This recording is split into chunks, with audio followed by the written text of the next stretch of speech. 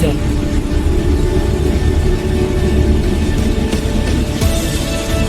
안녕하세요. 저는 락슈미 프라사드입니다.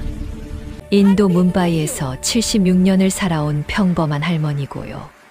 오늘 제가 여러분께 들려드릴 이야기는 30년 동안 제가 밤마다 전쟁터에 나가듯 매춘업소에 잠입해서 3,000명 넘는 아이들을 구출한 이야기입니다. 1962년 저는 인도 라자스탄주의 작은 마을에서 태어났는데요. 우리 가족은 가난했습니다. 아버지는 날품팔이였고 어머니는 들에서 일했으며 저는 6남매 중 넷째였어요. 먹을 것도 부족했고 학교에 갈 돈도 없었으며 매일 굶주림과 싸워야 했습니다. 그런데 제가 12살이 되던 해 마을에 한 남자가 찾아왔는데 그는 부모님께 당신 딸을 뭄바이로 데려가서 좋은 집에서 일하게 해주겠다. 월급도 주고 교육도 시키겠다고 말했습니다. 부모님은 고민했지만 결국 동의했고 저는 그 남자를 따라 뭄바이로 갔는데요. 도착한 곳은 좋은 집이 아니라 매춘업소였습니다. 12살 소녀가 매춘업소에 팔려간 겁니다. 그곳에서 저는 5년 동안 지옥을 경험했어요. 매일 밤 여러 남자들이 왔고 저는 도망치려고 했지만 문은 잠겨 있었으며 도망치다 잡히면 심하게 맞았습니다.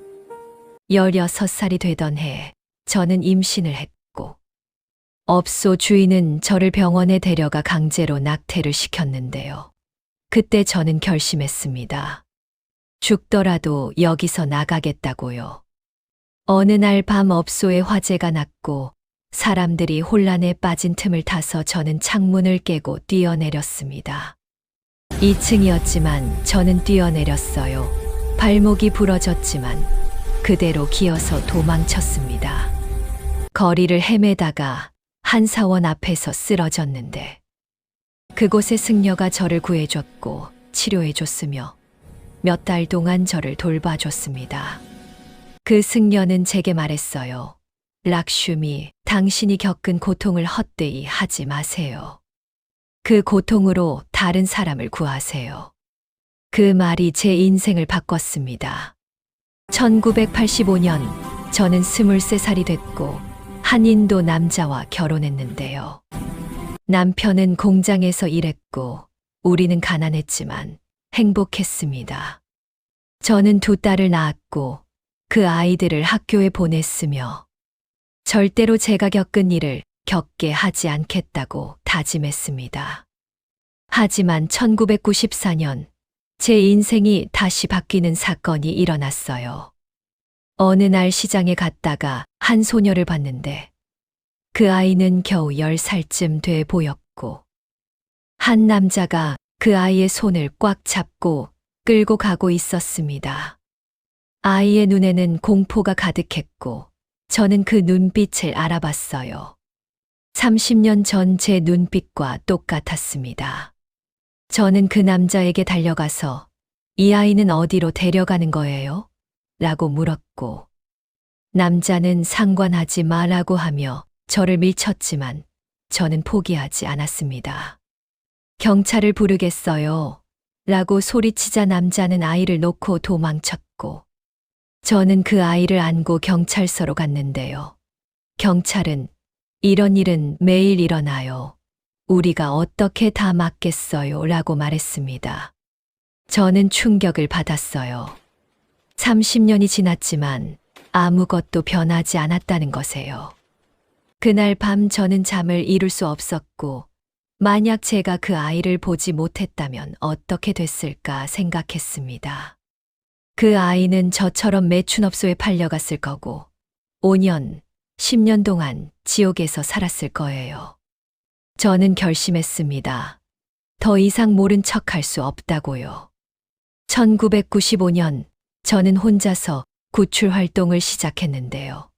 먼저 뭄바이의 매춘업소들을 조사했습니다. 어디에 얼마나 많은 아이들이 있는지, 어떻게 들어갈 수 있는지 알아야 했어요. 저는 청소부로 가장해서 업소에 들어갔고, 밤에는 쓰레기를 버리는 사람으로 가장에서 주변을 돌아다녔으며 아이들이 어디에 갇혀 있는지 확인했습니다. 첫 구출은 1995년 8월이었는데요. 11살 소녀를 구출했습니다. 그 아이는 3층 방에 갇혀 있었고, 저는 밤 2시에 건물 뒤편 비상계단으로 올라가서 창문을 두드렸습니다. 아가, 나는 너를 구하러 왔어. 조용히 창문을 열어라고 속삭였고, 아이는 떨리는 손으로 창문을 열었어요. 저는 그 아이를 안고 계단을 내려갔는데, 그때 경비가 우리를 발견했습니다. 도둑이야 라고 소리쳤고, 저는 아이를 꽉 안고 미친 듯이 달렸어요. 뒤에서 경비와 업소 사람들이 쫓아왔지만 저는 멈추지 않았습니다. 골목을 빠져나가 큰 길로 나왔고, 지나가던 릭샤를 세워서 빨리 가요 라고 외쳤습니다. 그날 밤 저는 그 아이를 제 집으로 데려왔고, 아이는 제 품에서 울면서 고맙습니다, 고맙습니다 라고 반복했습니다. 그 순간 저는 느꼈어요. 이것이 제가 살아야 할 이유라는 것을요. 그 아이는 지금 35살이 됐고 학교 선생님으로 일하고 있으며 두 아이의 엄마입니다. 첫 구출 이후 저는 멈출 수 없었어요. 1명을 구하니 10명이 보였고 10명을 구하니 100명이 보였으며 뭄바이 전역에 수천 명의 아이들이 갇혀 있다는 것을 알게 됐습니다. 저는 혼자서는 한계가 있다고 생각해서 1996년에 프라잘라라는 단체를 만들었습니다. 프라잘라는 힌디어로 영원한 불꽃이라는 뜻이에요. 처음엔 저 혼자였지만 제가 구출한 아이들 중 몇 명이 자라서 저를 돕기 시작했고, 그들은 가장 용감한 전사들이 됐습니다. 왜냐하면 그들은 그 고통을 알았으니까요. 우리는 팀을 만들어서 더 조직적으로 구출 작전을 펼쳤는데요. 밤마다 매춘업소에 잠입했고, 경찰의 추격을 받으며 아이들을 구출했으며, 때로는 업소 주인들과 싸우기도 했습니다. 1998년 저는 처음으로 칼에 찔렸어요. 한 업소에서 13살 소녀를 구출하다가 업소 주인이 칼로 제 팔을 찔렀는데 피가 많이 났지만 저는 그 아이를 놓지 않았습니다. 병원에 가서 20바늘을 꿰맸고 의사는 할머니, 이제 그만하세요. 죽고 싶으세요? 라고 말했지만 저는 죽어도 괜찮아요. 이 아이들을 구하고 죽는다면요 라고 대답했습니다. 2001년 저는 산성 공격을 당했어요. 한 업소 주인이 저에게 황산을 뿌렸고 제 얼굴과 목이 심하게 화상을 입었습니다. 3개월 동안 병원에 입원했고 여러 번 수술을 받았으며 지금도 흉터가 남아 있어요. 하지만 그 후에도 저는 구출 활동을 계속했습니다. 왜냐하면 저는 알았으니까요. 제가 멈추면 그 아이들은 아무도 구해주지 않는다는 것을요. 경찰은 관심이 없었고 정부는 신경 쓰지 않았으며 사회는 외면했습니다. 그래서 제가 해야 했어요. 30년 동안 저는 3,247명의 아이들을 구출했는데요. 가장 어린 아이는 4살이었고 가장 나이 많은 아이는 17살이었습니다. 구출한 아이들은 우리 보호소로 데려와서 치료하고 교육하고 직업 훈련을 시켰으며 새로운 삶을 시작할 수 있도록 도왔습니다. 그중 몇 명의 이야기를 들려드리고 싶은데요. 2003년에 구출한 아니타라는 아이가 있었습니다. 당시 12살이었던 아니타는 2년 동안 매춘업소에 갇혀 있었고 구출했을 때 HIV 양성이었어요. 많은 사람들이 그 아이는 살 수 없어, 포기해라고 말했지만 저는 포기하지 않았습니다. 아니타를 병원에 데려가 치료받게 했고 약을 먹이며 돌봤으며 학교에 보냈습니다. 아니타는 살았어요. 지금 34살이 된 아니타는 AIDS 환자들을 돕는 NGO에서 일하고 있고 자신의 경험으로 다른 사람들을 돕고 있습니다. 2007년에 구출한 리즈와나라는 아이도 있었는데요. 당시 14살이었던 리즈와나를 구출하러 갔을 때 업소 주인이 저를 공격했고 제 코뼈가 부러졌습니다. 하지만 저는 리즈와나를 안고 도망쳤어요. 리즈와나는 지금 경찰관이 됐고 인신매매 단속반에서 일하며 저처럼 아이들을 구출하고 있습니다. 2015년 한국에서 온 봉사자들을 만났는데요. 그들은 인도의 인신매매 문제를 돕기 위해 왔다고 했습니다. 저는 그들과 이야기를 나누면서 한국의 아동 보호 시스템에 대해 들었는데 정말 놀라웠어요. 한국에는 실종아동 전문기관이라는 곳이 있어서 아동이 실종되면 즉시 신고하고 찾을 수 있다고 하더라고요. 전국적으로 CCTV 네트워크가 연결되어 있어서 아이들의 이동 경로를 추적할 수 있고 아동 청소년의 성보호에 관한 법률이라는 강력한 법이 있어서 아동 성범죄자는 엄중하게 처벌받는다고 했습니다. 그리고 가장 놀라웠던 건 아동학대 신고 의무제인데요. 선생님, 의사, 사회복지사 등이 아동학대를 발견하면 반드시 신고해야 하고 신고하지 않으면 처벌받는다고 했습니다. 인도에서는 상상할 수 없는 시스템이었어요. 한국 봉사자는 또 학교 전담 경찰관 제도에 대해서도 말해줬는데 학교마다 전담 경찰관이 배치되어 있어서 아이들의 안전을 지킨다고 하더라고요. 그리고 청소년 보호법으로 19세 미만 청소년은 밤 10시 이후 유흥업소나 PC방 출입이 금지된다고 했습니다. 저는 그 이야기를 들으며 부러웠어요. 한국은 법과 시스템으로 아이들을 보호하고 있는데 인도는 아직도 개인의 헌신에만 의존하고 있으니까요. 만약 인도에도 한국 같은 시스템이 있었다면 제가 30년 동안 목숨 걸고 구출하지 않아도 됐을 텐데요. 2018년 저는 TED 강연에 초대됐고 전 세계 사람들 앞에서 제 이야기를 했는데요. 그 영상은 1000만 뷰가 넘었고 한국에서도 많은 분들이 봐주셨다고 들었습니다.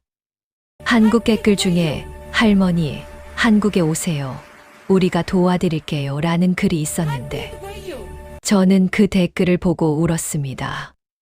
2020년 저는 실제로 한국을 방문했고 서울의 한 아동보호기관을 견학했는데요.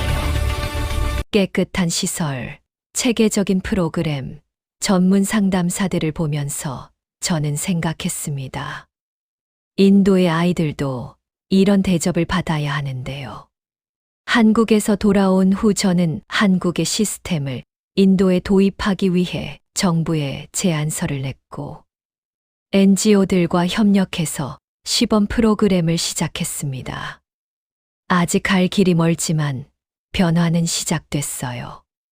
2024년 저는 76세가 됐고 건강도 좋지 않지만 아직도 현장에 나갑니다.